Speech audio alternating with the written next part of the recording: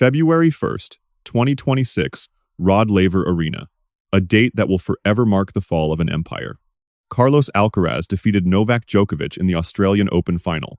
For the first time in 11 attempts, Djokovic lost a championship match in Melbourne. 10 victories, 0 defeats. Until now. At 38 years old, the Serbian legend stood at the trophy ceremony and admitted something unthinkable. In his words, "I must be very honest and say that I did not think that I would be standing in a closing ceremony of a Grand Slam once again." So, what happened? How did the most dominant player in Australian Open history fall to a 22-year-old challenger? The answer lies not in one moment, but in the voices of those who know this game best. The first person to explain the defeat, Djokovic himself. In his post-match interview, the Serbian was brutally honest.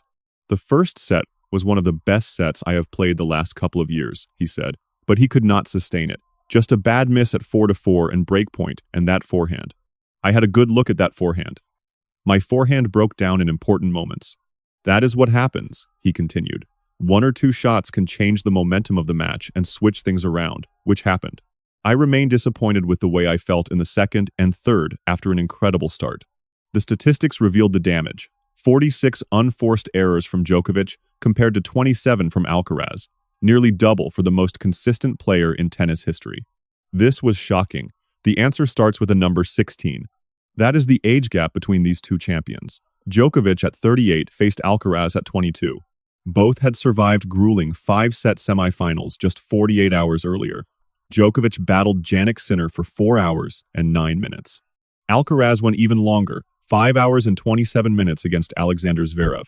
But recovery tells a different story. Djokovic himself acknowledged this reality. "Biologically, I think it is going to be a bit easier for him to recover," he admitted. Former champion Marat Safin had predicted this dynamic before the match even began. When you are young and you are ambitious and everything is interesting and new, it is easy to embrace pressure. Safin explained, youth was not just an advantage. It was the foundation of everything that followed. What forced those errors? Cricket legend Sachin Tendulkar watched and saw something extraordinary. What stood out at the Australian Open was Carlos Alcaraz's patience.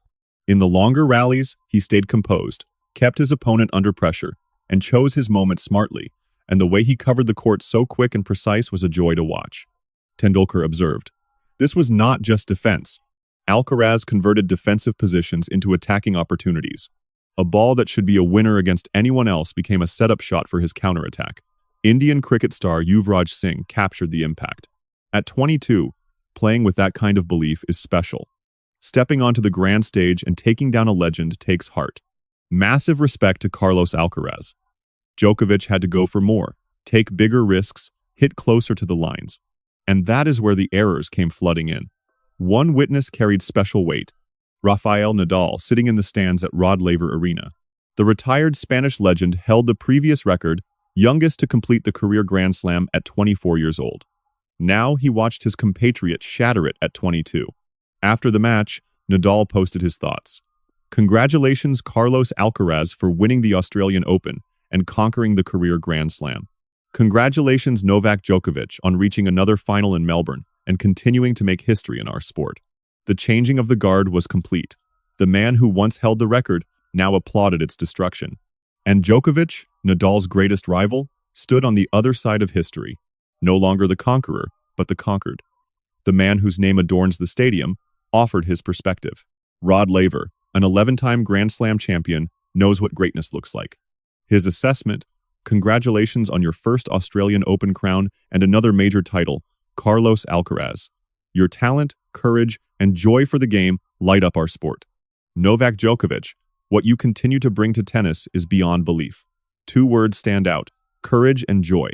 Courage to attack a legend on his fortress court, joy to play freely under immense pressure. These are not just compliments.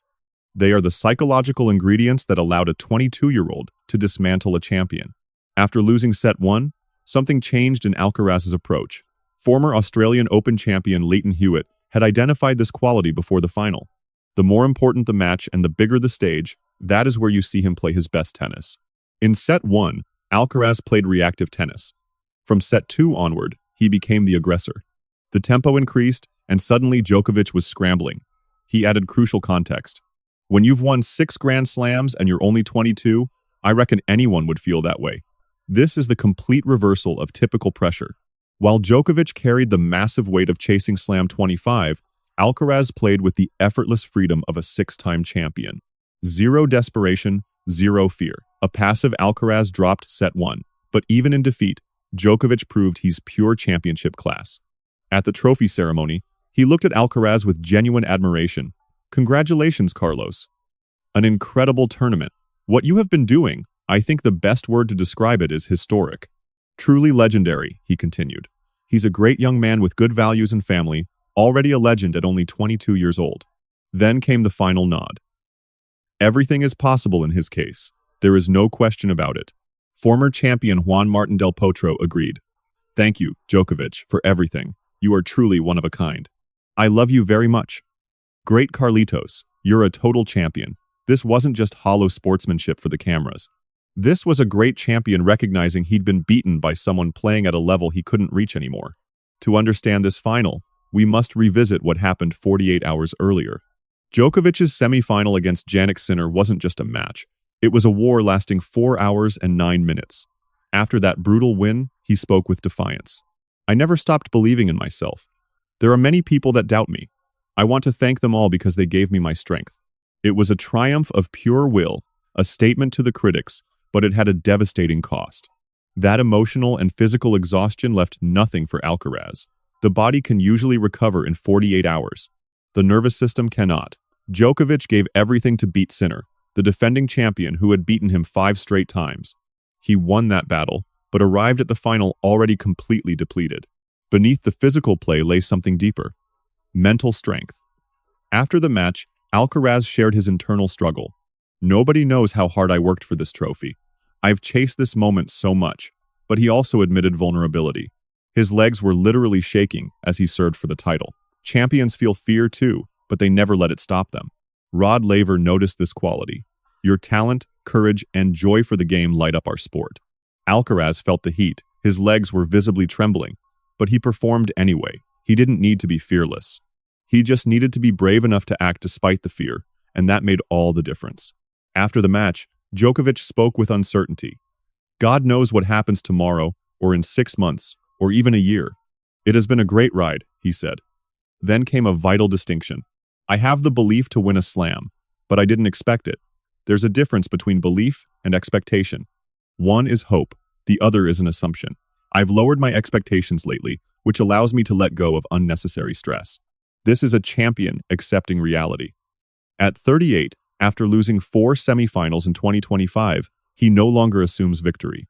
He still trains to win, still competes to win, but he's finally released the crushing pressure of needing the trophy. The big question is that wisdom or resignation? The numbers reveal a massive shift. Alcaraz and Sinner have now claimed the past 9 major titles since Djokovic's victory at the 2023 US Open. 9 consecutive slams won by 2 players both under age 25. Djokovic joked about the new reality. There is Sinner. Those two are going to be fighting for the biggest titles, and then youngsters like myself will try to catch up. He smiled as he said it. But the joke held a hard truth. The era of Federer, Nadal, and Djokovic dominating tennis for decades has ended. The Alcaraz and Sinner era has begun. Djokovic, once the hunter, is now the elder statesman watching from outside the throne room. Why did Djokovic lose? First, age and recovery. 38 versus 22. Biology doesn't negotiate. Second, the tactics. Alcaraz transformed after set 1. Djokovic simply couldn't adjust fast enough. Third, the Sinner toll. That semi-final victory drained Djokovic's reserves before the final even began. Fourth, speed-forcing errors. Alcaraz's coverage pushed Djokovic into high-risk tennis and 46 unforced errors. Fifth, the heavy weight of history versus the total freedom of youth. After match point, Alcaraz collapsed in joy. Later, he signed the camera lens. Job finished. 4 out of 4 complete. Djokovic's final thoughts. I lost to the world number 1. The king fell because a new king rose. In Melbourne on February 1st, 2026, the coronation was complete. 6-1, 6-0.